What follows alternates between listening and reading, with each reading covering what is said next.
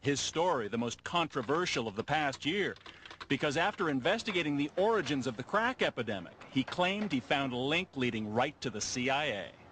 Men who were working for the CIA's army were responsible for bringing all that cocaine into Los Angeles that sparked the crack epidemic. The CIA's army, Webb says, were the Contras, the anti-communist rebels fighting the government of Nicaragua back in the 1980s, an army founded and funded by the CIA.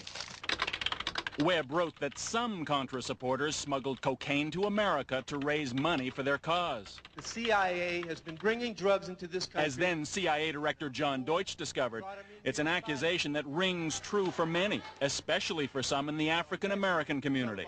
And Webb's story has taken on a life of its own. And Gary, On the talk show circuit and the internet, some have even gone beyond Webb's charges to accuse the CIA of conspiring to target young African Americans. Was the CIA willing to poison our cities and with crack cocaine? On the basis of what you learned, do you believe that there was a conscious decision, a meeting where someone sat down and said, we're going to poison the youth of black America and here's how we're going to do it? No, I don't. These guys were looking to raise money, and I don't think it mattered to them where they did it.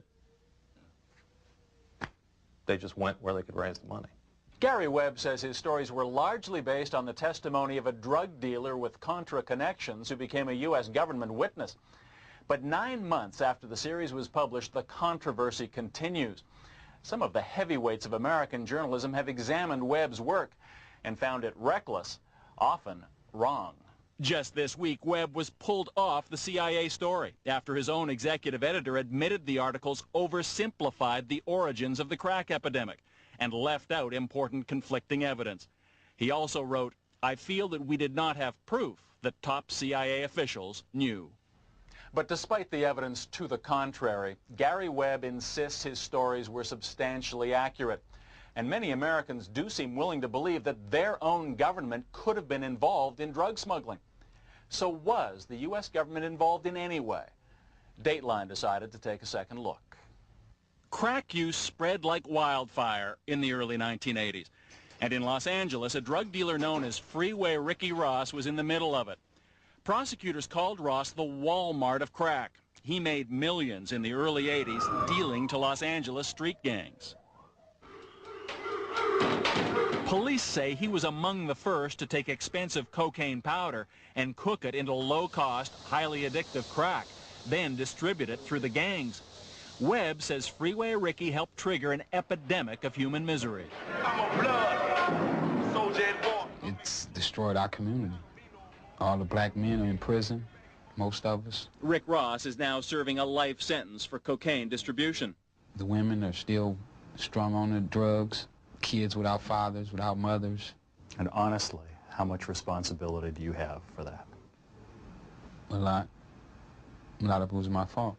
I played the game. Police in Los Angeles say he virtually cornered the crack market, thanks to a steady supply of cheap cocaine. A pipeline so good that Ross was able to introduce crack to other cities, using his gang contacts, and to make himself, he says, a very rich man. 6 shots fired, tag 8. On your best day, how much money did you see? A couple million, 2, 3 maybe. On a day? On a good day. How many days like that were there? A few. Quite a few. Rick Ross's drug supplier did have connections to the Contras. Dateline has been able to confirm that from former Contra leader Eden Pastora. And Pastora admits he received some aid from that drug supplier. But Pastora says he was not aware of any CIA drug connection. So we asked Gary Webb, where is the evidence the CIA knew of any drug dealing? You have to define the CIA. If you're saying that people who were working with the CIA know they were doing it, yeah. Did the director of the Central Intelligence Agency know this? I don't know. This is nonsense.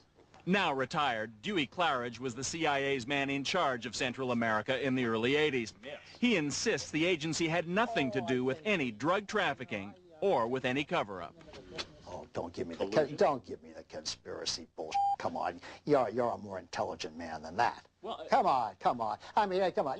There has never been a conspiracy in this country. Never? Gary Webb's version of events may be wrong, but in the mid-1980s, there was a high-level White House conspiracy called Iran-Contra. Whatever you believe, Gary Webb's stories have revived interest in an issue that's been simmering since Ronald Reagan was at the White House. Were U.S. government officials aware of drug smuggling in and around the Contra movement? And did they simply choose to ignore it? One U.S. senator says, absolutely. There's no question in my mind there is a complicity in the flow of drugs into this country, period. A Senate investigation led by John Kerry of Massachusetts found that individuals who provided support for the Contras were involved in drug trafficking, and that one or another agency of the U.S. government had information regarding the involvement, either while it was occurring or immediately thereafter. Incredibly, according to Senator Kerry, smugglers even used the U.S. government's own airlift operation at El Salvador's Ilopango airport to get cocaine back across the American border.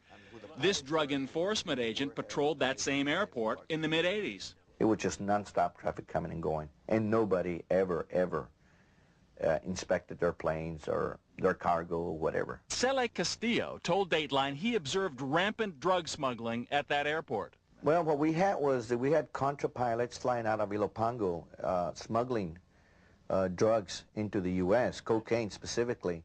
He claims the smuggling was so open it had to be condoned by the U.S. government. Castillo says planes would arrive filled with supplies for the Contras, then leave carrying cocaine for America, bound for military airfields in Florida and Texas, offloaded out of sight of the law, then shipped to California and other points in the U.S. And there's more. Castillo says when he reported all of this to his bosses at the DEA, he was told to ignore it. So you were told point blank? Point blank, stay away from it. It's a covert operation being run by the White House.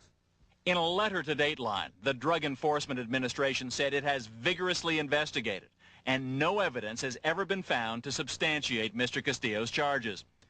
As for the CIA, it's denied ever aiding or condoning drug smuggling. Reports were reaching the highest councils of our government, in the White House and in the Justice Department. There is no question of that. I can document that. The White House and Justice Department disputed Kerry's report at the time, but he still believes some government officials turned a blind eye towards drug dealing in the mid-1980s, after the time at the heart of Gary